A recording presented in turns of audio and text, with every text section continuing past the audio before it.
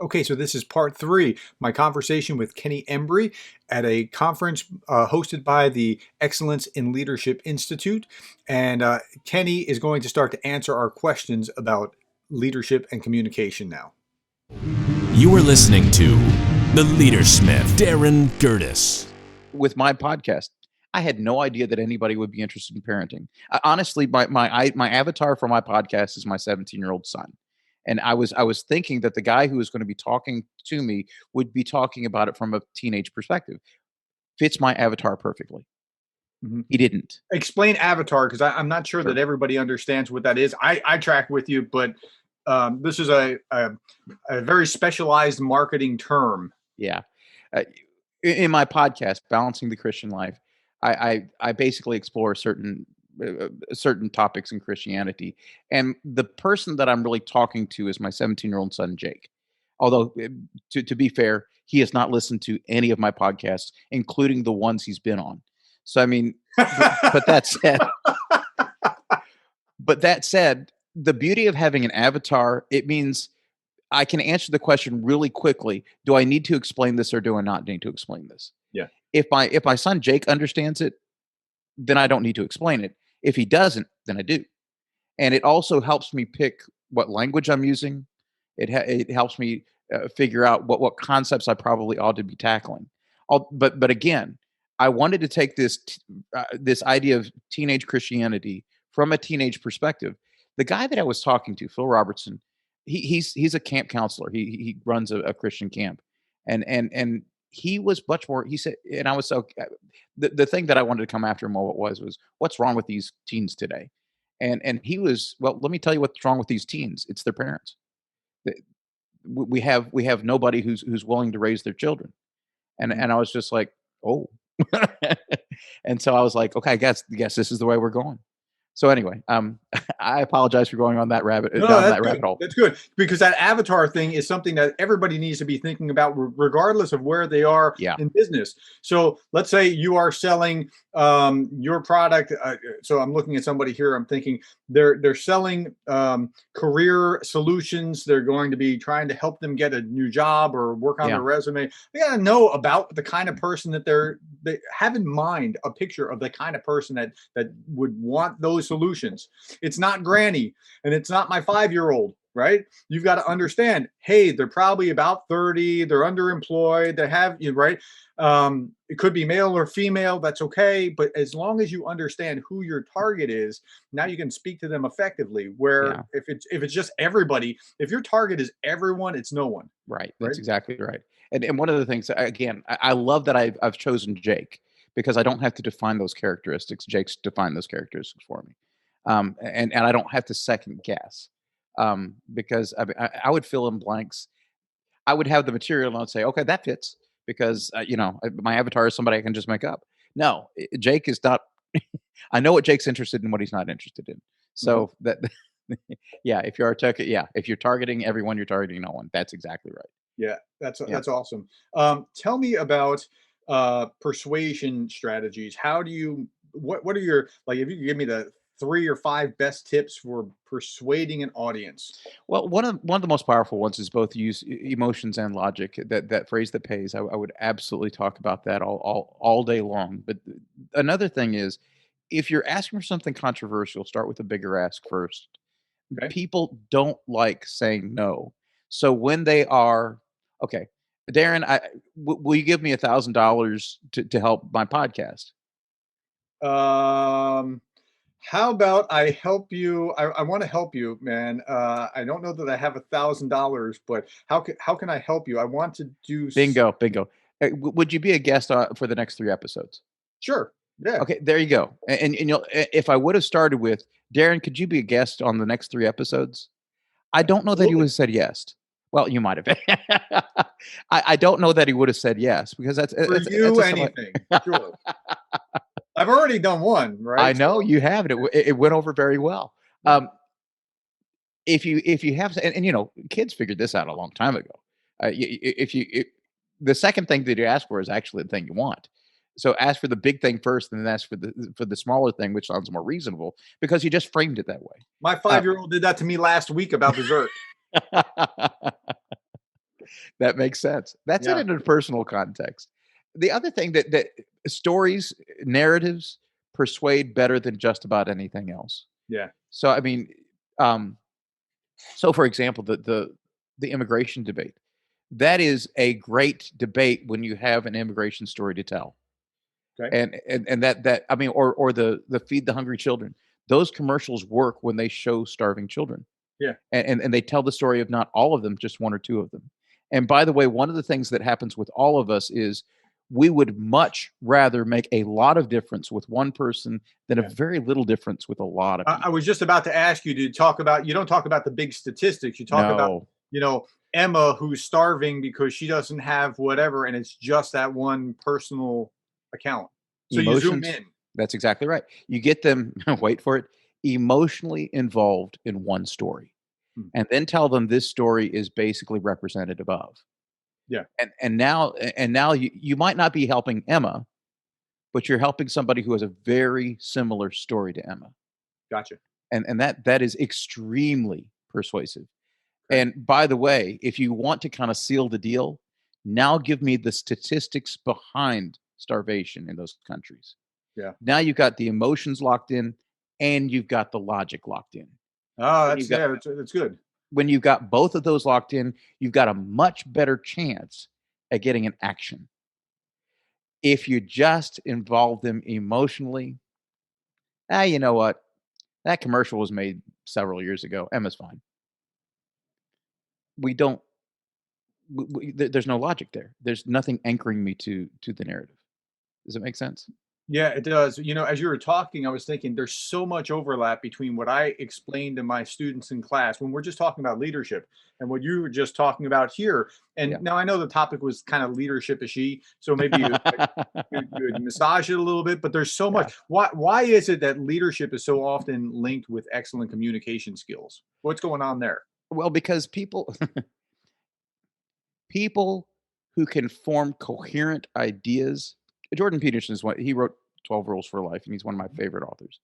And one of the things that he says is there's no difference between being able to put together either a good thing that you're writing or a good thing that you're talking about, and thinking well. Yeah. So there's no difference between thinking and speaking. I'm sorry, between speaking or writing and thinking well. Yeah, and I see this with my students that can't create a coherent paper, and then they hand in this stuff, and I'm like, "Yeah, you couldn't explain No, this to me either." right. And I've seen it. Yeah, exactly right. And by the way, the other thing that, and this is a corollary, it's related. If you can't, and this is one of the things, and this frustrates my students to no end. If you can't put this in a simple declarative sentence that an 11th grader could understand, you don't understand it either. Hmm. Um, you need to be able to say something simply. Uh, the shorter you can make it, and by the way, writing and speaking short is hard. Yeah, it is. Writing and speaking long is easy. Hmm. Anybody can do it. When I taught a business comms class, I was saddled with one. It wasn't something I wanted to do, but I actually banned the word "and." I That's a did. good idea. And then they had to write in these shorter sentences, and it was so much improved because they Yeah. had, yeah. Cecile Garman, it's at Western Kentucky University where I got my master's degree. She was wonderful, wonderful teacher. And one of the things she did in one of my grad classes, every time you used some version of the verb to be, she would take off a point. You could not say something was something or is something. You had to say that Oh, someone yeah, it wrote strengthens something. it then, right? Yeah, I mean, basically, she was making her case for active writing. She said, "People do things. People aren't things. People do things," and that made a really, really powerful impression for me. Well, I am so glad that you came. And tell us about your podcast a little bit. If anybody wants to follow up and hear more of you and what you have to say, just tell us about balancing the Christian life. I'll be happy. I mean, it's a faith based podcast. I talk to the beauty of podcasting. I love podcasting. That guy right in the middle there is Phil Robertson. He's the guy that did my parenting episode. I get to talk to people. By the way, I'm a big advocate of podcasting. I think it is a wonderful, wonderful, wonderful platform. And that's my dad right there. It's faith-based. I get to have the kind of conversations that I want to have about the topics I want to have about them. And there's Darren. I and I call it practical Christianity and digital discipleship. And that little girl holding out the bills is my daughter. That was an audio essay where I talked about the power of doing something. That idea of ready, fire, aim. So I mean, it's that idea that I again, each one of these episodes are my babies, so I know what all of them are. Yeah, it's faith based. Looks at practical Christianity and what I call digital discipleship, which is basically a tie into my dissertation, which was how do people create, form, maintain, and ultimately end relationships online, and how that is different than face to face. So if we were actually on my podcast instead of in this training, I would end with Yeah. a quotation for contemplation. And since I haven't prepared that, I'm going to give you one right off the top of my head. It's by Abraham Lincoln, who said, "No."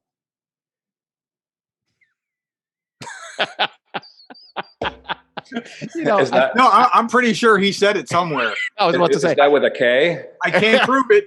I can't prove it yet, but I can find it somewhere. He said I no at some point. I have quoted him many times then. So Yeah. I've quoted him to my children many, many times. Well, Kenny, hey, thanks for coming on, man. Hey, can you stick around just for a little bit and answer course. a few questions if Oh, anybody yeah, has? yeah, yeah. Yeah. Okay, so just unmute and ask Kenny your question. Fire away. Ken, just a quick question, if I may. Yeah, sure. Clearly, things have changed a lot with COVID and people not being able to get together and meet. And we're making better and better use of Zoom and other electronic means of communication where we can actually see each other and interact. Yeah. But a great deal of our communication is very small bits of text. Text messages, Twitter, emails, and so on. Yeah. And we also know that so much of communication is actually non-verbal. Yes. And it doesn't come down to the words. Do you have any insights or advice on how to try to reduce the amount of misunderstanding through that means of communication? You're dealing with something. Online communication is largely interest based. In other words, we talk about virtual community online, but the thing about virtual community is it's a bunch of other people that like Pink Floyd, and once they're stopped being interested in Pink Floyd, they get out just as quickly as they got in. So it's that interest based, and it's not geographically based. So anytime anything becomes really uncomfortable, they leave, and it's that loss of context that we really do sacrifice context in the online communication. And what you're talking about there, David, is something that we know. Nicholas Carr wrote an article. Oh, I guess back in '96, where the title of the article was "Is Google Making Us Stupid?" And the argument that he makes is we have been trained we read far more than we ever have than any generation has, but it's in a staccato style of reading. It is one line at a time. It is a paragraph at a time. And the thing about it is both Darren and I have been in academia long enough where we remember it when a 30-page article was pretty reasonable. But now a 10-page article is just insufferable to my students. And they think they're going to die. The thing about it is you have to build context artificially. And one of the things that you're going to have to do is, I would say, as much as you can, David, be a face-to-face contact so they are able to start figuring out what you mean by your text message. When my wife and I first started dating, I was the first person who ever sent her a text message. And I sent her a sarcastic text message, like when we were a week into dating, and she thought I was angry at her. She didn't know me well enough. She didn't understand the relationship well enough. And David, we are not in a good situation to understand context very well. I would still say you need to, as much as you can, have face to face until they understand David. Then when they understand and can hear your voice, then they'll start figuring out what you mean by that. Can you do that virtually though? I mean, so if it's hard, but so if you and I were to meet only virtually for a period of time, we could still build that. We would just have to get used to each other for yes. some period of time before I could make my sarcastic comments that, you know. The thing about it is the major theorists on this, and this was a major part of my dissertation. And if y'all need to go to sleep, that's fine. The Joseph Walther is the guy who came up with a seminal article in this. It's called Impersonal, Interpersonal, Hyperpersonal Relationships in Online Contexts. And one of the things that, if any of you are familiar with the MTV show Catfish, it's that idea that there are some relationships that get really, really intimate really, really fast. And what he makes the argument is you end up, like all relationships, you present your best self to somebody else, and they miss a lot of that nonverbal channel, like you're talking about, David. And so what they're if I could see you eye to eye, I would know if you were lying, but I can't. And so I want you to be honest. And so therefore, I'm going to attribute honesty to you. And that what that does very quickly is it starts what he calls an intensification loop. And everything that I want to be true, I in my head make true. Yeah. And so now this becomes a really, really close friendship.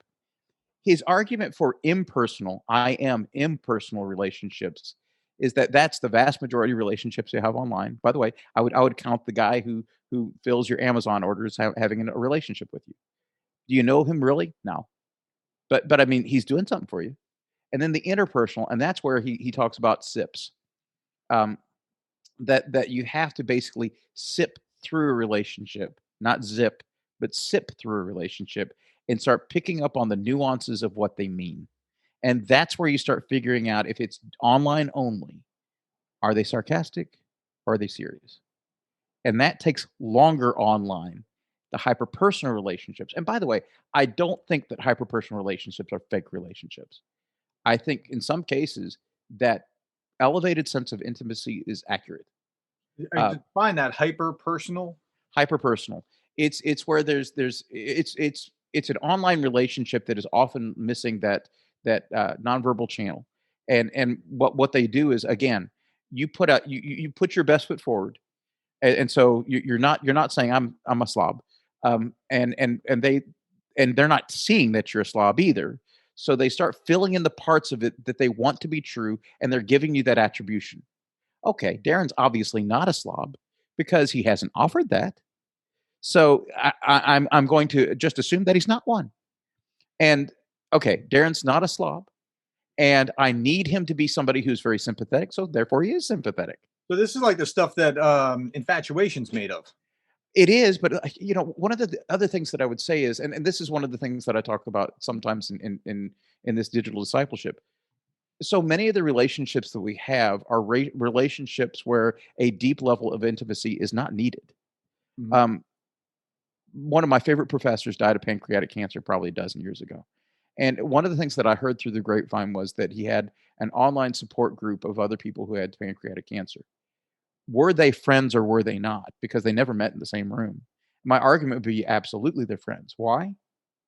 They helped each other Yeah. through a really hard part of their lives. Yeah. And was everything accurate in that? Is everything accurate in my wife's my relationship? Probably not. It is not through any fault of either one of us. We're trying our best. In these online relationships, sometimes if your ultimate goal is to meet somebody, get married, and you're wanting to do all of that online, I'd say there's some problems. Because at some point you're going to have to figure out how to make cyber babies.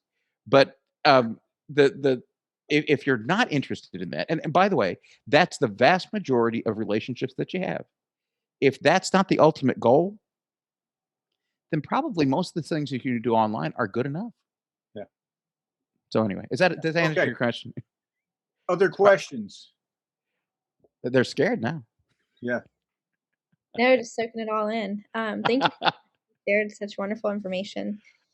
My question is, in addition to your podcast, do you have any other resources or books, things that you recommend to help improve like more effective communication? Well, it depends. My passion is online communication. So if you're interested in online communication, I can absolutely talk about that. And by the way, the one of the books that I would recommend with online communication, it's a book. Oh my goodness, I can't. If you wouldn't have asked me this, I would have told you it immediately. And while I'm talking about him, his name is Howard Rheingold. And Howard Rheingold, let's see here. Howard Rheingold wrote a couple really important books, and I'm looking up Wikipedia right now. Let's see here. Okay, it's NetSmart. Um, and basically what he talks about in that is the literacies that you really need to develop in order to thrive in online communication. Now that's not what he's talking. That's not how he's framing it, but it's one of the very best books that talks about uh, what is basically an attention economy. Um, his argument within that book is one of the most important things you have is your attention. And if you can get Yeah. people's attention, you got their time. If Yeah. you can't, you got nothing. That's, So I mean, Gary V. He says he's arbitraging on attention. That's what yes, everything he's doing, right? yeah. And by the way, I think Howard Rheingold's book is probably one of the best at online communication.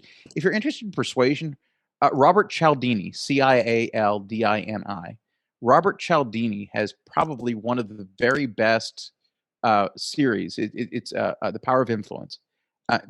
Fabulous, fabulous book. Influence, science, and practice we use in class. So yeah, that's great stuff. Yeah, Robert Cialdini is quite possible. He's from either Arizona State or University of Arizona. Yeah. I can't remember. Yeah. Now I don't know. One of the very best. If you're looking at how to basically form relationships and things like Wait a that, second. there you go. That's it. Arizona State. Arizona State.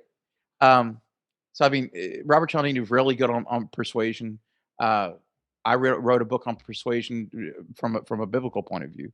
But another really, if you're looking for interpersonal relationships, you'd be hard pressed to get anything better than quite honestly, The 7 Habits of Highly Effective People, which is a business book, but really it talks all about the underlying current of Stephen Covey's material, which in my opinion comes to the apex in that 7 Habits book is basically how do you get along with people, and I think he probably articulates that better than almost anybody else I know.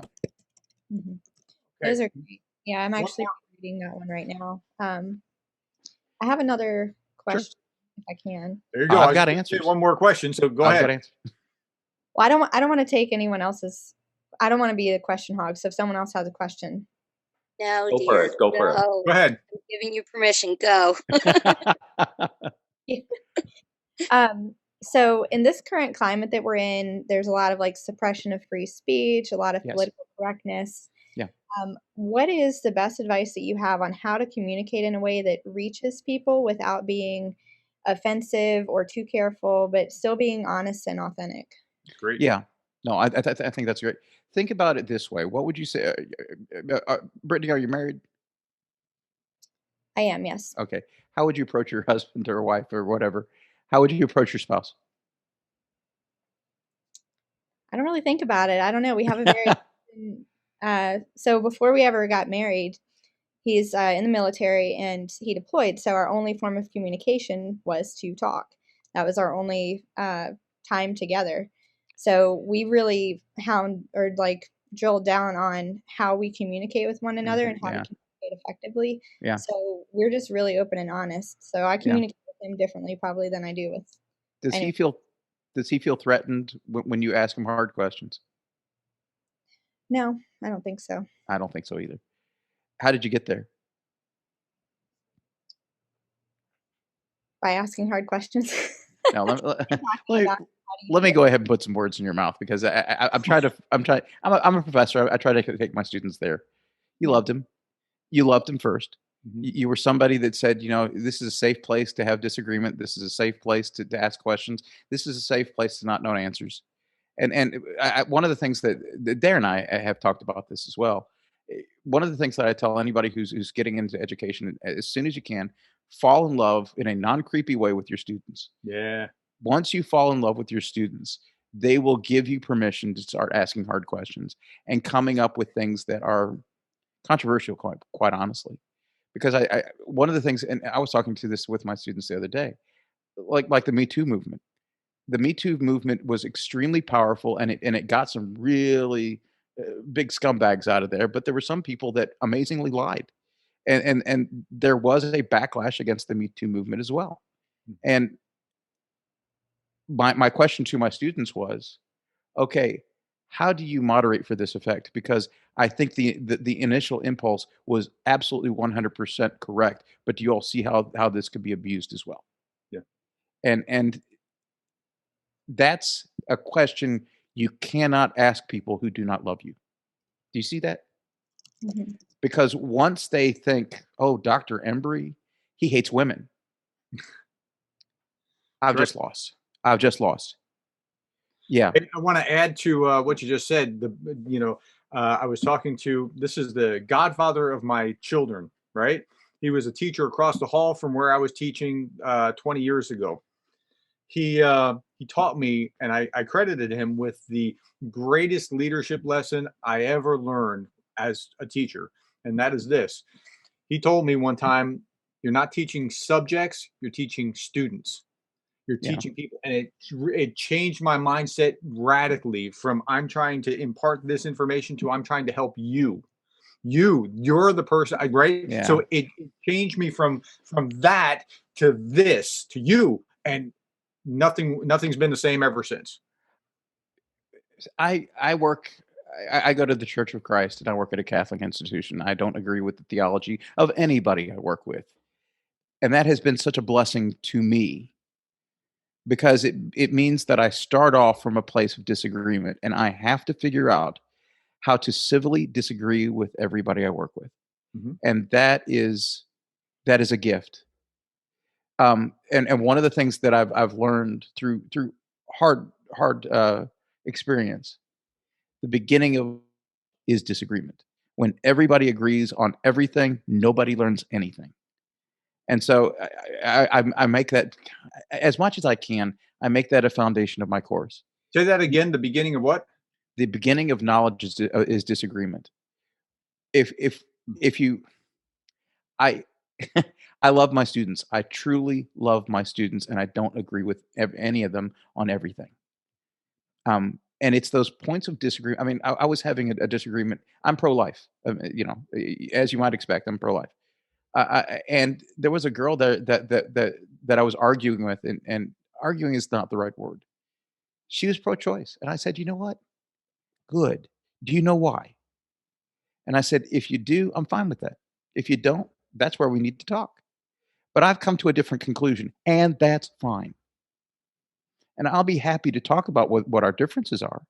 But that doesn't mean I don't like you, and that doesn't mean we can't get along. Yeah, I think that's what happens is we think the position is the person or vice versa, and then everything goes wrong. It's I hate my sister. I hate my sister. Oh, I hate your sister too. Wait a minute. Yeah, that's where we are. Barb has a question. Yeah, sure. I don't want to turn this into a marital counseling session, but two things I picked up just real quick when you said something about fall in love with your students, which is not applicable for me. I'm dealing with, a different audience, but would that same be applicable? Fall in love with the people who need your information. Yeah. Knowledge. Once they see that you're on their side, and that they don't have to come to your conclusions, then they'll go with you. Look, that girl who's interested in being pro-choice, God bless her. And I'm not saying that ironically. God bless her. I hope she succeeds. And they need to see in the way that I treat them and in the way that I engage with them. What we differ on doesn't change the relationship at all. That the fundamental thing here is I really like you guys. And by the way, and here's the unspoken thing that and you like me too. You just don't know it. So I mean, So I mean, but I mean, go in with that assumption. When you go in with the opposite assumption, you guys don't like me. Show me what that looks like. Show me how Congress. that feels. Huh? Congress. One of the things that I tell my students in public speaking is your audience will always reflect back to you what you give it. Mhm. If you are nervous, guess what they'll be for you? They'll be nervous for you. If you are shy, they'll be shy for you. If you are arrogant, they will ruffle at that. But if you are kind and warm and confident, they'll have confidence in you. They will think of you well. Your audience will always reflect back to you what you give it. Give it something good. So, Kenny, I'm going to stop there. Thank Sure. you for coming. I found a better quotation for contemplation. Okay, go for it. Share it. A professor is one who talks in someone else's sleep. I think you might have defied that here because everybody seemed to be paying attention. But yeah. All right, Well, man. Hey, thanks for coming on. Oh, thank you. I appreciate this, man. I hope this was helpful for you. Thank you. Yeah, Thank you so much. And I'm going to double that fee, man. I said all the zeros that you want. You name how many zeros you want in payment, and we'll take care of that. I got you, man. I'll talk to you later, man. Period, right? I'll talk to you later, man. See you. All right. Hey, thanks for listening to this. If you missed part 1 or part 2, go back to the 2 previous episodes and you'll hear all of what Kenny had to say. And Kenny, thanks for sharing that with us. Hey, I hope that helps you become the kind of leader that you would want to follow.